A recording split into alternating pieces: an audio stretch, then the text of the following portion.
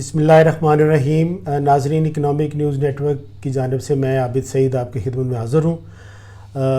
आज हमारे पास मौजूद हैं जनाब आतिफ़ इकबाल साहब जी। ये लाहौर में इनका अपना प्रॉपर्टी का बिज़नेस है। डिफेंस में ये माशाल्लाह बड़े मशहूर और तजर्बाकार रियल एस्टेट एडवाइज़र हैं। आतिफ़ साहब, ज़रा थोड़ा सा अपने बारे में बताइए। जनाब, आप बिज़नेस करते हैं रियल एस्टेट का, ये क्या रियल एस्टेट होता रहता है पाकिस्तान में हर वक्त?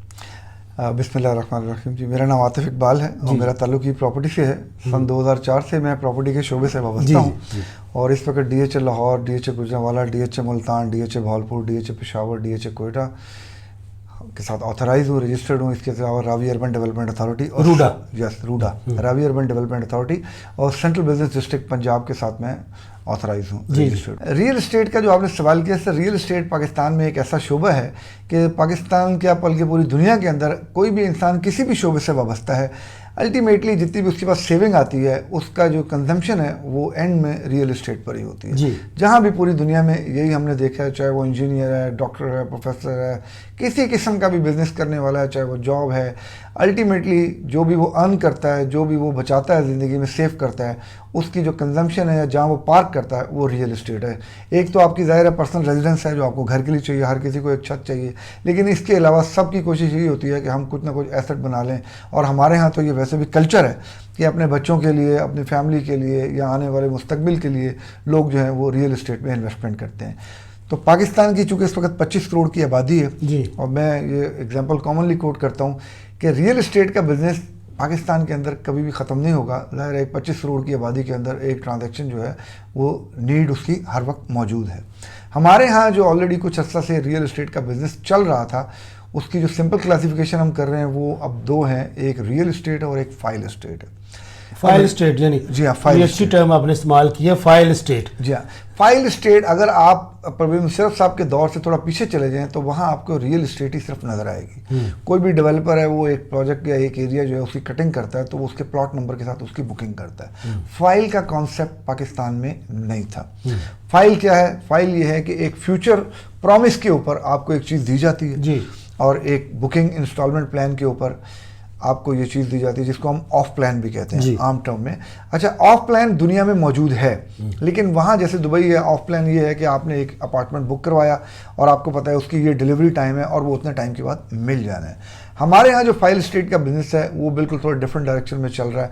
वो ये है कि एक डेवलपर थोड़ा सा एक एरिया लेता है और उसको थोड़ा सा डेवलप करता है, एक गेट बना देता है, एक बुलेवार्ड बना देता है, लाइट साइड या खजूर के दरख्त लगाता है और उसकी बुनियाद के ऊपर लेट से 100 एकड़ एरिया को दिखाकर कई हज़ार एकड़ की फाइल्स बना के वो बदकिस्मती है। जैसे पाकिस्तान में जो ज़्यादातर लोग इस कह लें, मैं समझूंगा कि माफिया का शिकार हुए हैं, वो इसी वजह से हुए हैं, फाइल स्टेट की वजह से। बिल्कुल इसी वजह से हुए हैं। एक्चुअली मैं इसको डिफाइन करता हूँ कि फंड जनरेट करने के लिए हमारे पास पहले दो सोर्सेज थे। एक बैंक से लोन ले लें या स्टॉक एक्सचेंज में आप अपने आप को लिस्ट करवा दें और शेयर्स बेचते हैं।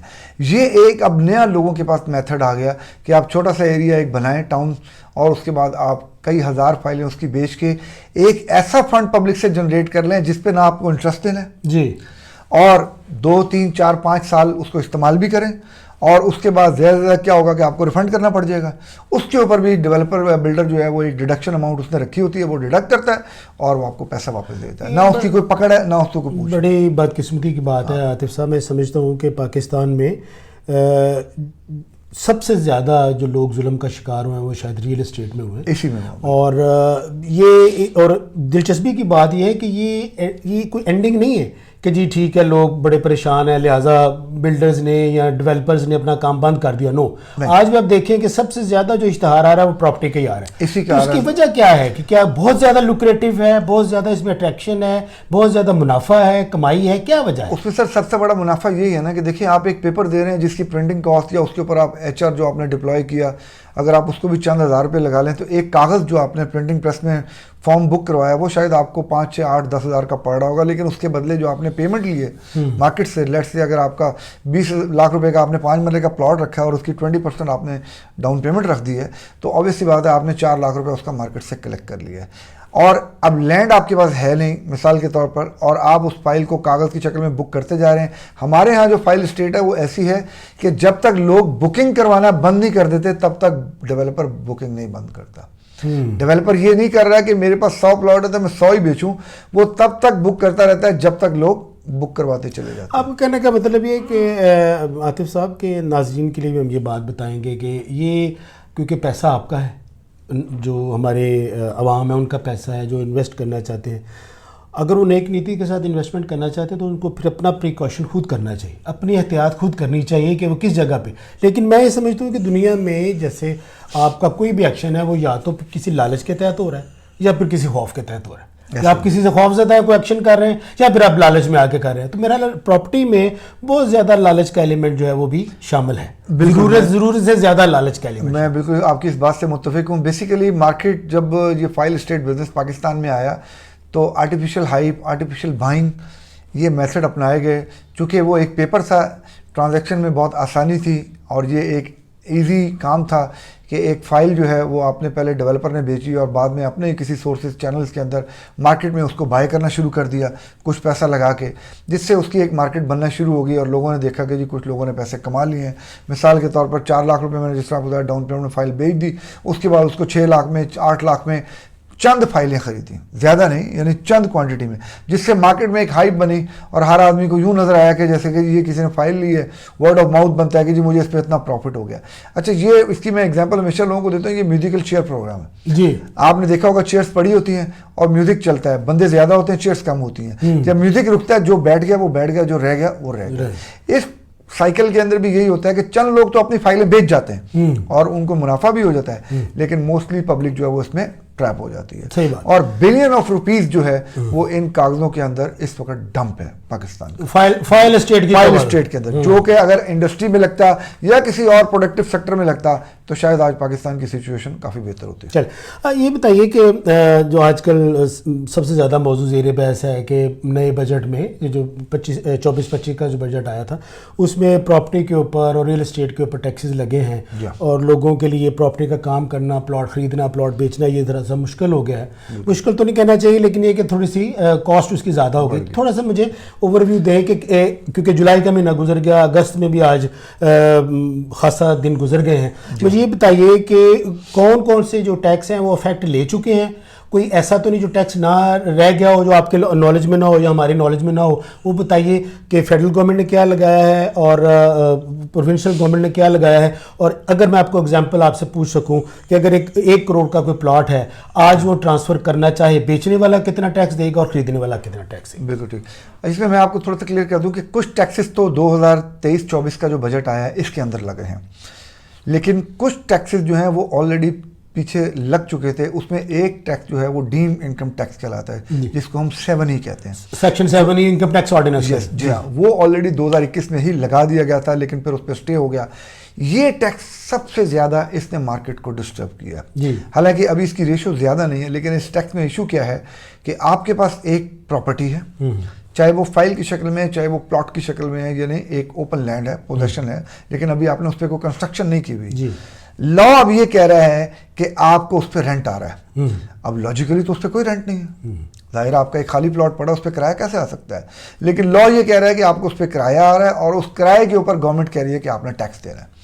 तो जो पहले टैक्सेस थे जिसको हम 236 के, जो 36C कहते हैं, एडवांस टैक्स ऑन सेल और परचेज, वो तब देने पड़ते थे जब आप या खरीदते थे या बेचते थे। जब 7 ही आकर इम्प्लीमेंट, जब तक तो इस पे कोर्ट पे स्टे ऑर्डर था, मार्केट कुछ ना कुछ चल रही थी। जब ये इम्प्लीमेंट हो गया, सुप्रीम कोर्ट ने वो स्टे जो है वोकेट कर दिया, अल्टीमेटली ये इम्प्लीमेंट हो गया और लोगों को देना पड़ गया। तो ये एक ऐसा टैक्स है कि आप प्रॉपर्टी को बेचें या ना बेचें, जितनी प्रॉपर्टीज आपकी होल्डिंग में है, अगर उनकी एक्युमुलेटिव वैल्यू 2.5 करोड़ से ऊपर है तो आपको फिर ये टैक्स देना है। इसमें एक घर पर्सनल आपका एग्जेम्प्ट है, एक पर्सनल बिजनेस प्रेमिसेस आपकी एग्जेम्प्ट है, एग्रीकल्चर लैंड जो आप खुद कल्टीवेट कर रहे हैं वो एग्जेम्प्ट है। उसके अलावा जितनी भी आपके पास प्रॉपर्टीज़ हैं उस पर आपको ये टैक्स देना है। इन सिंपल वर्ड्स वो FBR वैल्यू का 1% है। अब आपके पास एक प्रॉपर्टीज़ हैं, अगले 10 साल भी आप उनको नहीं बेचते तो आपको हर साल अपने रिटर्न में उस पर 1% टैक्स जो है वो पे करना है। ये सबसे बड़ा मतलब है जो सेटबैक था प्रॉपर्टी की मार्केट को लगा कि ये एक ऐसा टैक्स है जो आपको हर साल पे करना है अगर आपने होल्डिंग में प्रॉपर्टीज रखी हो। इसके अलावा कौन कौन से टैक्स हैं जो इस वक्त 2024-25 के बजट में आए? अब जो नया बजट आया इसके अंदर जो नया एडिशन हुआ है वो FED है, फेडरल एक्साइज ड्यूटी। अब एक इसमें ऑलरेडी चीज़ मार्केट में बहुत ज़्यादा डिस्कस हो रही है कि एडवांस इनकम टैक्स ऑलरेडी हमारे से फेडरल जो गवर्नमेंट है वो हमारी इनकम के ऊपर ले रही है, तो फेडरल एक्साइज ड्यूटी जो है वो प्रॉपर्टी के ऊपर तो लग ही नहीं सकती। आई होप सो कि ये चैलेंज भी हो जाएगी मार्केट में, मगर अभी तक फिलहाल ये अब इम्प्लीमेंट हो चुकी है और ये जो है 3% लग रही है फेडरल एक्साइज ड्यूटी रेजिडेंशियल के ऊपर वन टाइम, जब बेचेंगे तो। जी हाँ, वन टाइम लगेगी, वन टाइम। अच्छा, तो ये पे कौन करेगा? जो एक्चुअली इसको पे करने वाला तो परचेजर ही है, लेकिन सिर्फ उसको लिवरेज ये मिल रही है कि वो खरीदते वक्त नहीं पे कर रहा, जब वो बेचेगा तब चार्ज की जाएगी। अगर फॉर एग्जाम्पल मेरे पास एक प्लॉट है, ठीक है, मैं उसको बेचना चाहता हूँ, तो जब मैं बेचूंगा तो मुझे कोई एफईडी नहीं देनी पड़ेगी? नहीं, इस वक्त उसको हम थोड़ा सा क्लियर कर लेंगे। अगर हमारी लेटर डेट 1 जुलाई 2024 से बाद की है और आपने तब खरीदा है तो खरीदते वक्त तो आपने नहीं देना, लेकिन जब आप बेचेंगे तो आपको 3% देना पड़ेगा। और अगर आपकी लेटर डेट जो है वो 30 जून 2024 से पहले की है तो उस पर ये एप्लीकेबल नहीं होता, ये सिर्फ उस प्रॉपर्टी पे एप्लीकेबल होगा जो 1 जुलाई के बाद। ठीक है। अच्छा, इसके अलावा एफईडी के अलावा जो नया एक और चीज आई है वो है 15% गेन टैक्स। हमारे यहाँ जो कॉमन कंफ्यूजन मार्केट में इस्तेमाल होती है या जो लोग समझते हैं वो ये समझते हैं कि जब हम प्रॉपर्टी बेच रहे हैं तो उसको लोग कह देते हैं ये गेन टैक्स हमने दिया। That is not the gain tax. Property खरीदते और बेचते वक्त जो आप टैक्स दे रहे हैं वो एडवांस टैक्स विद होल्डिंग है, जैसे आप टेलीफोन के बिलों पे दे रहे हैं, बिजली के बिलों पे दे रहे हैं, जो कि आपकी फाइनल रिटर्न में एडजस्टेबल होते हैं। इसी तरह प्रॉपर्टी खरीदते वक्त जो आप टैक्स अदा करते हैं राइट एट द सेल और परचेज, वो एक्चुअली एडवांस टैक्स सेल और परचेज है। लेकिन जब साल के आखिर में आप अपनी रिटर्न जमा करवाते हैं तो फिर आप बताते हैं कि मैंने ये प्रॉपर्टी 2022 में मिसाल के तौर पर 1 करोड़ की खरीदी और अब 2024 में मैं इसको 2 करोड़ की बेच रहा हूं, तो 1 करोड़ का गेन आया। तो ऐसी तमाम प्रॉपर्टी जो 30 जून से पहले खरीदी गई थी उन पे जो गेन टैक्स है वो वही एप्लीकेबल होगा टैरिफ जो पिछले साल फाइनेंशियल ईयर का था। मैं थोड़ा सा वो भी एक्सप्लेन कर देता हूँ। वो क्या था कि पहले साल खरीद कर 1 साल के अंदर बेचेंगे तो प्रॉफिट के ऊपर 15% गेन होगा, दूसरे साल बेचेंगे तो 12.5%, तीसरे साल बेचेंगे तो 10, इसी तरह करते करते 6वें साल के ऊपर वो खत्म हो जाएगा। मैं एक बात आपकी समझ सकूं वो ये है कि ज़्यादातर जो ट्रांजैक्शन जो कि 2024-25 साल और उसके बाद ज्यादातर एप्लीकेबल होंगी, उससे पहले जो कुछ हो चुका सो हो चुका और उनके ऊपर पुराना टैरिफ के साथ टैरिफ। अब नया टैरिफ क्या है? नया टैरिफ ये है कि 1 जुलाई के बाद जो भी शख्स अब प्रॉपर्टी खरीद रहा है वो जब कभी भी बेचेगा उसको प्रॉफिट पे 15% लगेगा। चाहे वो पहले साल बेचे, दूसरे साल बेचे, 5वें साल बेचे, 10वें साल बेचे, उसको 15% फिक्स टैक्स प्रॉपर्टी के गेन टैक्स देना पड़ेगा। गेन टैक्स से मुराद नाज़रीन वो ये है कि अगर आपने 1 करोड़ की, जैसे बता रहे थे 1 करोड़ की प्रॉपर्टी खरीदी है 1 जुलाई 2024 के बाद और फिर उसको 2 करोड़ में बेचा है, साल बाद बेचे, 6 महीने बाद बेचे, 2 साल बाद बेचे या 5 साल बाद बेचे, तो 1 करोड़ पे आपको गेन हुआ है, जो मुनाफा आपको कहते हैं जो हुआ है, उसके ऊपर आपने 15% आपने देना है। ये सिचुएशन है 1 जुलाई 2024 के बाद की प्रॉपर्टी। पहले वही है कि जी अगर आपने इतने अरसे में बेचा तो इतना, इतने अरसे में उस पर वही एप्लीकेबल होगा चूंकि लॉ इंप्लीमेंट हो रहा है। अच्छा, इसकी वजह से रेट्रोस्पेक्टिव इफेक्ट से लॉ अप्लाई नहीं किया। यस, इसकी वजह से जो प्रॉपर्टी में अट्रैक्शन थी ना वो लोगों को खत्म हो गई है, क्योंकि पहले तो ये होता था कि 6 साल के बाद वो एग्जम्प्ट हो जाता था। जी ठीक है। तो लोगों के लिए वाइट इनकम का बहुत बड़ा सोर्स था प्रॉपर्टी के, यार मैंने एक प्रॉपर्टी इतने की ली है, अब चूंकि मैं 10 साल बाद बेच रहा हूं तो बेची मैंने जितने की भी है, वो जितना गेन है वो सारा मेरा कैपिटल वाइट है और टैक्स भी कोई नहीं है, क्योंकि गेन टैक्स अब नहीं है, 6 साल से ज्यादा गुजर गए, लेकिन अब ये वाली कंडीशन खत्म हो चुकी है। अच्छा जी, मुझे चले ये बताइए कि ये मुख्तसर अल्फाज में ये बताएं कि ये जितना भी टैक्स रजीम आया है, ठीक है कि नहीं, इसको अगर पिछले टैक्स रजीम के साथ भी कंबाइन करके देखें, ज़ाहिर फॉरवर्ड चलना है, मुस्तकबिल में जाना है, तो क्या समझते हैं कि ये जो प्रॉपर्टी का जो सेक्टर है, रियल एस्टेट सेक्टर है, जिसे आपकी मैं टर्मिनोलॉजी इस्तेमाल करूं बड़ी मज़ेदार है कि real estate versus file estate, इन तमाम को अगर एक ओवरव्यू लें तो ये जो टैक्स रजीम आया है ये पाकिस्तान में रियल एस्टेट के सेक्टर के ऊपर इसके लॉन्ग टर्म में और शॉर्ट टर्म में मुस्बत असरात होंगे? अच्छा, शॉर्ट टर्म में तो आप देख रहे हैं ऑलरेडी मार्केट थोड़ी सी डिप्रेशन में आई है, लेकिन लॉन्ग टर्म में मैं as a professional, being a professional 2004 से इस फील्ड में हूँ, मैं ये समझता हूँ कि मार्केट अब सही डायरेक्शन की तरफ जा रही है या जाएगी, चूंकि अब ये रेगुलेट हो रही है जी। असल में पहले ये इरेगुलेटेड थी, जिसकी वजह से यहाँ ब्लैक मनी की पार्किंग बहुत ज़्यादा थी और लोगों के लिए एक बहुत बड़ा एक मतलब है इसके अंदर जंप मिलता था उनको, जो कि अब शायद हम इस सेक्टर में नहीं देखेंगे। ये ओवरऑल सेक्टर के लिए एक पॉजिटिव चीज़ है। असल में जो प्रॉपर्टी 1 साल के अंदर उतना ग्रो कर लेती है जितना उसको 5 साल में ग्रो करना चाहिए था, तो जब वो जंबो 1 साल में ले लेगी तो इट इज़ अंडरस्टूड कि अगले 4 साल में अब वो ग्रो नहीं कर पाएगी। तो कंसिस्टेंट ग्रोथ और स्टेबिलिटी जो है वो उसी सूरत में आती है जब कोई सेक्टर रेगुलेट होता है। गवर्नमेंट ने इस सेक्टर को इस वक्त रेगुलेट किया है। एक चीज़ मैं आपको यहाँ ऐड कर दूं कि जो 3% टैक्स है वो लास्ट ईयर भी यही था, एडवांस टैक्स सेल और परचेज, अभी भी वही है, लेकिन अब उन्होंने स्लैब बना दिया। 5 करोड़ से कम वैल्यू की प्रॉपर्टी है तो आज की डेट में भी परचेजर ने उसमें 3% एडवांस टैक्स ही देना। मुझे बताएं कि थोड़ा मुख्तसर के पिछले कुछ अरसे में आपने, अब जाते रहते हैं डीएचए में भी फाइल ट्रांसफ़र होती रहती है, बड़ा रश एक ज़माने में लगा होता था। लोगों का रुझान बेचने खरीदने की तरफ कम हो रहा है या ज़्यादा हो रहा है या स्टेबल है? वो कम हुआ है, क्योंकि एक पॉइंट जो हमने अभी इसमें ऐड नहीं किया वो एक्चुअली था बैंक का इंटरेस्ट रेट।